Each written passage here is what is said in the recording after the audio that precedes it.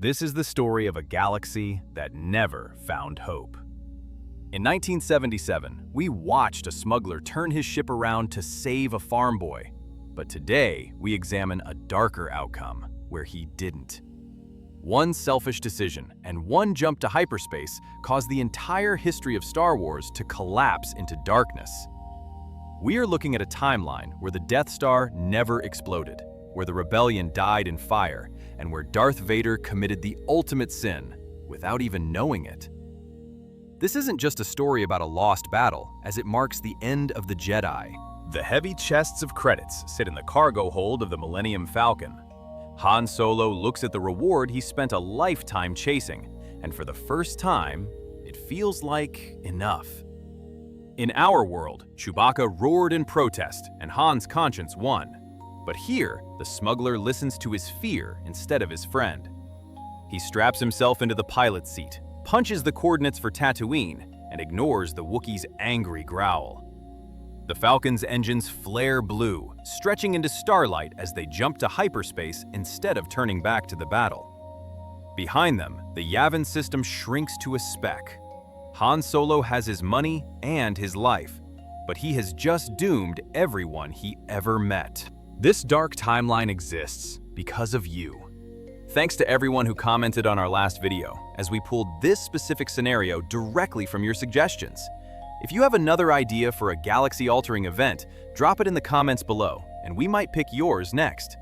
If you are enjoying this deep exploration, please hit subscribe and the bell before we return to the trench. Luke Skywalker flies down the Meridian Trench with his targeting computer switched off.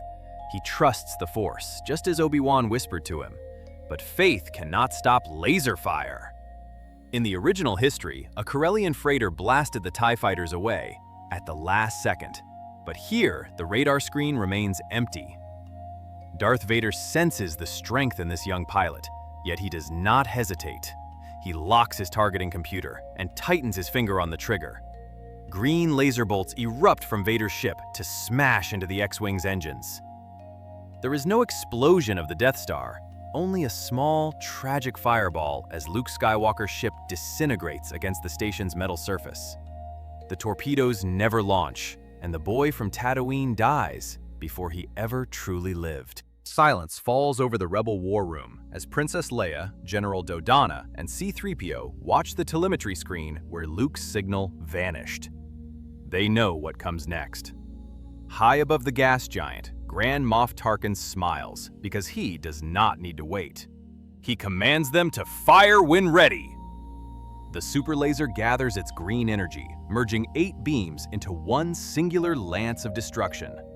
On the moon's surface, there is no time for goodbyes. The beam strikes the Great Temple, and in a microsecond, the stone walls, the ancient history, and the entire leadership of the Rebel Alliance turn to dust. Leia Organa is gone, and the silence that follows is the quiet of a grave. The battle is over, but for Darth Vader, the disturbance in the Force has not settled. He felt something familiar in that pilot, a raw power he hadn't sensed since the days of the Republic. He orders a recovery team to the trench to sift through the scorched debris of the X-Wing. They pull out a charred flight recorder and the remains of an astromech droid. When the report reaches Vader's datapad an hour later, the name Luke Skywalker hits him harder than any lightsaber strike. He didn't just kill a rebel, he killed his son. He stands on the bridge of the Star Destroyer, looking out at the debris field of Yavin, realizing that his one chance to overthrow the Emperor just died by his own hand. Not every rebel died on Yavin. Mon Mothma, the political leader of the Alliance, had evacuated to deep space just hours before the attack to draft contingency plans. She sits in a shuttle, waiting for a victory signal that never comes, receiving instead the confirmation of total loss. Her friends are dead, the fleet is gone, and the military arm of the rebellion has ceased to exist. She is the highest-ranking survivor who commands nothing but ghosts. Without the victory at Yavin to prove the Empire could be beaten, no system dares to join her. She becomes a leader in exile, drifting from safe house to safe house while watching the galaxy surrender to fear. With the rebellion crushed, the Tarkin Doctrine becomes the absolute law of the galaxy. The Imperial Senate was already dissolved, but now, local governors don't need politics to keep order, because they have the Death Star. The station begins a tour of the core worlds rather than staying at Yavin. Any planet that shows a spark of resistance, such as Mon Cala or Kashyyyk, looks up to see that gray moon in their sky. The message is simply, obey or die. There are no more protests or secret cells. The galaxy settles into a peace born entirely of terror, and the Empire's grip tightens until it is impossible to breathe. Han Solo makes it to Tatooine and pays Jabba the Hutt every credit he owes, plus interest. The bounty is lifted, making him a free man with a fortune in his pocket. He walks into the cantina, orders a drink, and waits for the satisfaction to set in. But it never does. The news of Yavin's destruction spreads across the HoloNet as he sees reports of the terrorist base being vaporized. He knows Leia and the kid are dead. Chewbacca refuses to look at him, eventually leaving to find his own path. Han is left with his money and a hole in his soul that no amount of Corellian ale can fill. He survives, but the Han Solo who could have been a hero is gone forever. In the original timeline, discovering Luke fueled Vader's plot to overthrow the Emperor. But here, the death of his son breaks him completely. The flicker of Anakin Skywalker that remained is extinguished by his own guilt. He becomes a hollow machine, serving Palpatine not out of ambition, but because he has nothing else. He hunts down the remaining Jedi survivors with a new, terrifying intensity. He tears apart ancient temples and slaughters Force sensitives while trying to silence the pain in his own mind. The Emperor notices a servant who no longer dreams of ruling, only of destroying. Vader becomes exactly what Palpatine always wanted, a weapon without a will. On the swamp planet of Dagobah, Master Yoda feels the death of the twins. He feels Luke's life vanish and Leia's light extinguished, meaning the hope he spoke of is gone. For 900 years he trained Jedi, but now he sits alone in the mud, with no one left to train. He cannot face the Emperor and Vader alone, since he barely survived their last encounter. The Grand Master does the only thing left, which is to wait. He eventually fades into the Force, leaving no heir, no student, and no return of the Jedi. The knowledge of the Order dies with him in that hut, buried under the roots of a gnarl tree. Ahsoka Tano remains out there, but without the Alliance to rally behind, her fight becomes a lonely one. She cannot destroy a Death Star with 2 lightsabers. She likely continues to help small pockets of people, but she is hunted by a Vader who has no conflict left in him. If they meet, he kills her. Ezra Bridger remains lost in the unknown regions with Thrawn. Without the rebellion's victory at Endor, which never happens in this timeline, there is no New Republic to search for him. He dies in exile, as a forgotten hero of a war that was lost before he could return. The 2 droids who witnessed the entire saga meet their end here. R2-D2 was strapped into Luke's X-Wing, so when Vader's lasers hit, the little astromech didn't stand a chance. The memory banks that held the history of the Clone Wars, the fall of Anakin, and the location of Obi-Wan Kenobi are vaporized.